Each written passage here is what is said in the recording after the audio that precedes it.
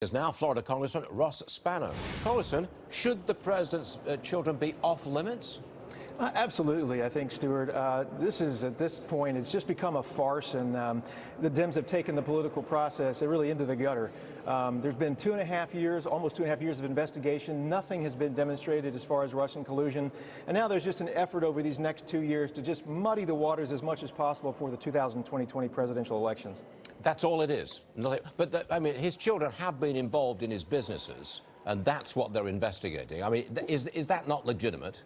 Yeah, well, I mean, his children have been involved in his businesses, but to what extent are we going to allow fishing expeditions like this, and essentially what amounts to an 81-point fishing expedition into every area, every aspect of the president's life? I mean, come on, there's got to be boundaries at some point.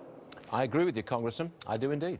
I know that you're pushing for more small loans for businesses. I'm sure that's a good thing.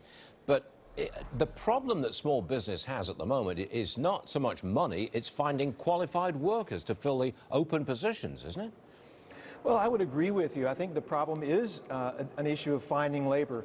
But the access to capital is also important. You have to remember what Dodd-Frank did was it really forced many of the smaller banks in many of these rural communities to shut down.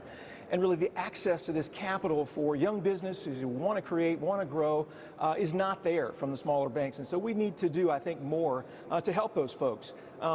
However, the job force is an issue. I hear constantly back in my district the problems that small employers particularly are having with access to qualified labor force. And so, I mean, obviously, this is a byproduct of a great economy when most people have jobs, right?